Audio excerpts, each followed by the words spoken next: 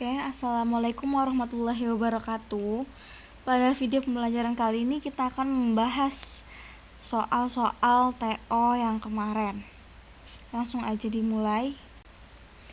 Untuk soal yang pertama, ini ditanyakan kira-kira kedua orang utan tersebut termasuk ke dalam keanekaragaman tingkat apa? Kalau kita lihat pada soal di sini ada dua spesies, yaitu Pongo abeli dan Pongo pygmaeus. Ya kan? Nah, berarti mereka ini memiliki genus yang sama. Berarti kedua orang utan tersebut termasuk ke dalam keanekaragaman tingkat spesies. Oke nih, dilihat ya gambarnya. Kalau kita lihat dari segi fisiknya memang agak berbeda pada bentuk pipinya. Tapi di sini bukan karena itu, tapi kalau misalnya dilihat ya dalam penamaan spesies itu kan ada dua kata. Ada pongo, kemudian ada abeli. Nah, pongonya itu menandakan genus. Abelinya itu menandakan spesies. Nah, kalau misalnya kita lihat sama yang foto sebelah, itu sama-sama genusnya pongo. Maka keanekaragaman spesies ini merujuk pada keanekaragaman makhluk hidup dalam genus atau familia yang sama. Berarti relate nih sama foto yang di atas, itu mereka sama-sama memiliki genus yang sama, yaitu pongo. Jawabannya keanekaragaman tingkat spesies.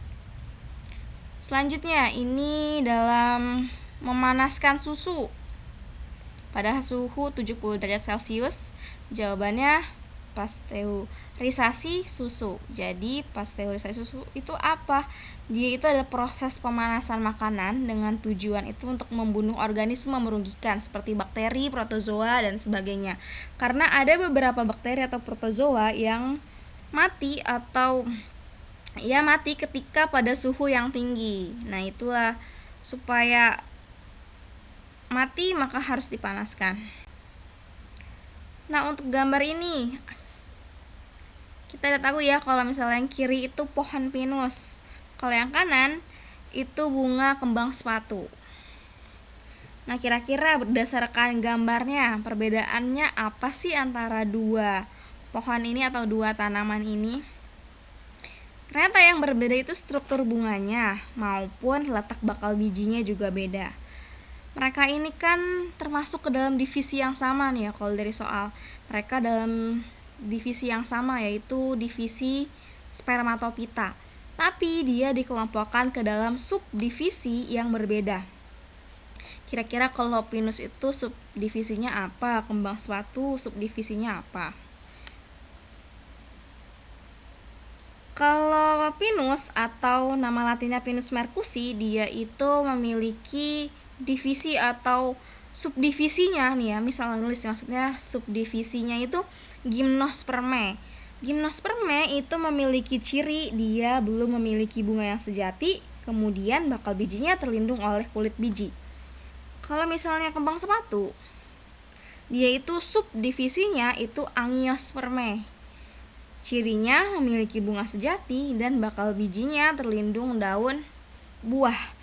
Nah, di sini jadi perbedaannya itu pada ada tidaknya bunga atau struktur bunga maupun letak bakal bijinya. Kalau gymnospermae itu bakal bijinya terlindung kulit biji, kalau angiospermae itu bakal bijinya terlindung oleh daun buah. Untuk soal selanjutnya, ini ada rantai makanan. Kira-kira apa yang terjadi kalau misalnya konsumen tingkat 1 populasinya berkurang? Kita harus tahu dulu nih, siapa yang berperan dalam konsumen tingkat 1 dalam rantai makanan yang ada di gambar. Rumput itu berperan sebagai produsen. Belalangnya konsumen tingkat 1, kodok konsumen tingkat 2, ular konsumen tingkat 3, dan yang terakhir itu elang konsumen tingkat 4. Ketika kalau misalnya populasi belalang itu berkurang, maka yang akan terjadi adalah populasi yang di atas belalang itu atau yang akan memakan belalang itu. Maka kodok atau katak ini yang nantinya akan ikut berkurang karena mati, dia nggak punya makanan, kelaparan, sehingga populasi katak pun akan ikut berkurang. Begitupun seterusnya, kalau misalnya populasi katak berkurang, berarti juga populasi ular itu pun juga berkurang karena makanannya nggak ada. Gitu ya. Soal selanjutnya, ini yang jika terjadi pencemaran udara terus menerus. Jawabannya itu konsentrasi karbon dioksida pada permukaan air laut meningkat pada kadar yang sama dengan peningkatan atmosfer. Untuk nomor selanjutnya itu ada tumbuhan lumut ya. Ini tumbuhan lumut. Kemudian ciri umumnya kira-kira apa? Ternyata tumbuhan lumut ini dia hidup pada tempat yang lembab atau habitatnya lembab dan tidak dapat memanjang. Nah, ini Miss lampirkan ciri-ciri lumut, yaitu dia itu habitat tempat lembab maupun basah. Dia tidak memiliki pembuluh angkut, makanya termasuk ke dalam divisi Bryophyta. Kemudian hidupnya itu berkoloni atau berkelompok bareng-bareng sama lumut lainnya. Terus dia tidak dapat memanjang dan membesar karena nggak punya dinding sekunder yang berfungsi sebagai jaringan penyokong. Selanjutnya ini ada tanaman anggrek yang numpang hidup sama pohon. Kira-kira pola interaksi yang terjadi antara keduanya tuh apa? Ternyata anggrek ini diuntungkan, sedangkan pohon ini tidak berpengaruh apa-apa. Ya, interaksi yang terjadi itu komensalisme ya. Jadi anggrek dapat untung sedangkan si pohon ini enggak. Karena kenapa? Karena anggrek ini dia bisa melakukan fotosintesis, sifatnya autotrof. Kalau dia bisa masak makanannya sendiri, dia nggak akan ngambil nutrisi dari pohon, sehingga tidak akan merugikan pohon, dan pohon pun tidak masalah anggrek mau numpang atau enggak, karena tidak merugikan apapun atau tidak menguntungkan apapun bagi si pohon. Selanjutnya ini ada struktur dari organ sirkulasi darah, yaitu jantung. Di sini ditanyakan yang menunjukkan proses menerima darah kembali dari paru-paru lalu diedarkan lagi ke seluruh tubuh secara berurutan. Kira-kira yang mana nih? Bagian mana nih yang berfungsi untuk menerima darah dari paru-paru? Yaitu nomor 3 dan nomor 1. Kita bahas dulu dari nomor 1 sampai 8 itu namanya apa aja. Ternyata nomor 1 itu adalah aorta. Fungsinya apa aorta itu? Dia itu nanti berfungsi untuk mengedarkan darah ke seluruh tubuh. Itu fungsi dari aorta. Kemudian nomor 2 itu arteri pulmonalis. Fungsinya apa? Kalau arteri pulmonalis dia itu nantinya akan membawa darah kembali ke paru-paru. Jadi kembali ke paru-paru. Selanjutnya itu yang nomor 3. Nomor 3 itu atrium kiri. Jadi kalau atrium kiri ini dia itu fungsinya untuk membawa darah dari paru-paru. Nomor 4, ventrikel kiri. 5, penyekat interventrikubular. Nah, fungsi dari penyekat itu apa sih? Jadi supaya mencegah darah yang mengandung banyak oksigen bercampur dengan darah yang mengandung karbon dioksida. Atau misalnya kalau udah masuk ventrikel, dengan adanya sekat ini dia nggak akan kembali lagi nih ke atrium. Jadi supaya nggak bercampur lah darah bersih sama darah kotornya. Itu fungsi dari penyekat. Terus juga fungsi dari katup pun demikian ya, katup-katup yang ada pada jantung. Nomor 6 itu ventrikel kanan, 7 atrium kanan, 8 itu vena cava superior atau pembuluh balik superior. Jadi ditanyakan kalau misalnya dari menerima darah dari paru-paru itu fungsinya dari atrium kiri.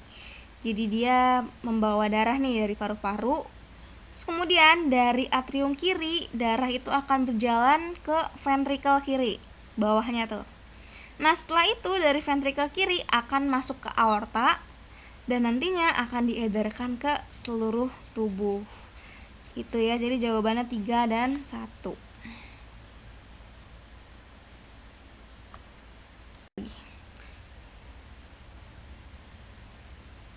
Kalau miopi itu bisa ditolong pakai kacamata lensa cekung. Kalau hipermetropi atau rabun dekat itu bisa ditolong pakai kacamata cembung. Katarak nggak bisa, dia harus dioperasi. Ya, jadi jawabannya presbiopi. Selanjutnya nih, ini kaitan sama pembekuan darah atau koagulasi darah.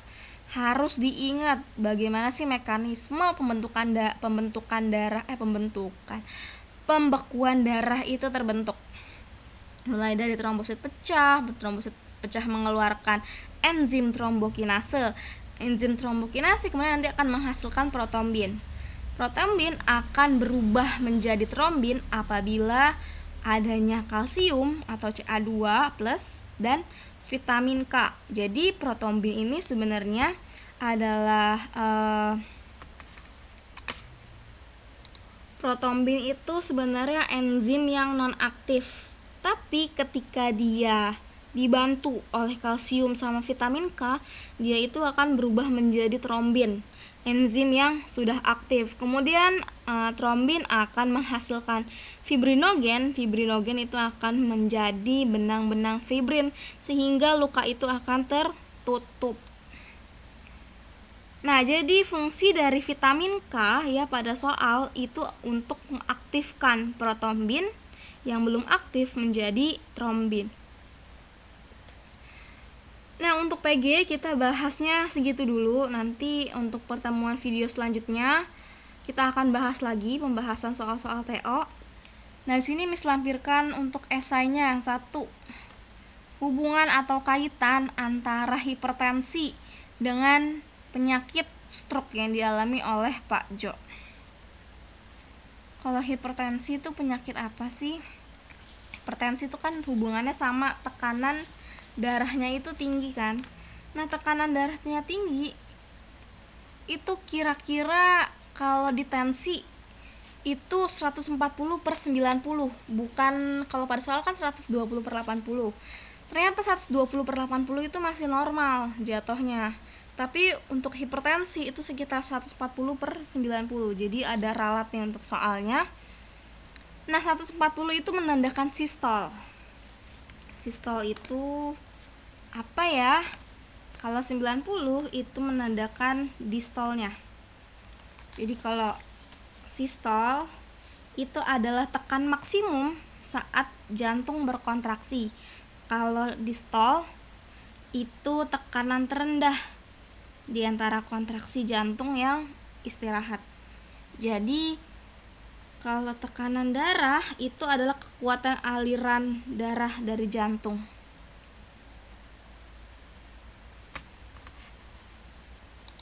Nah, apa sih yang menyebabkan kira-kira tekanan darah itu menjadi tinggi? Sistol, distol. Sistol itu yang tadi tuh tekanan maksimum jantung, distol itu tekanan terendahnya. Nah, misalnya kita si Pak Jo ini memeriksa nih ke dokter, ternyata dibilang, "Bapak ini hipertensi, Pak." gitu. Ternyata kalau dilihat dia dalam anatomi tubuhnya ternyata adanya penyempitan. Nih, yang menjawab di esai plak-plak itu benar. Jadi ini yang kuning-kuning ini adalah plaknya atau penyempitannya gitu. Jadi ini bisa disebabkan oleh berbagai faktor adanya timbulan plak-plak ini. Bisa jadi karena stres atau gaya hidup, misalnya ngerokok nih untuk yang cowok-cowok. Demen ngerokok bisa jadi terjadinya plak pada pembuluh darah. Atau misalnya pola makannya, makan makanan fast food atau makan makanan yang tinggi garam atau natrium itu juga bisa. Dalam waktu yang cukup panjang bukan yang dalam sehari 2 hari gitu, nggak dalam waktu yang panjang terus menerus. Nah itu bisa menyebabkan adanya plak di dalam pembuluh darah.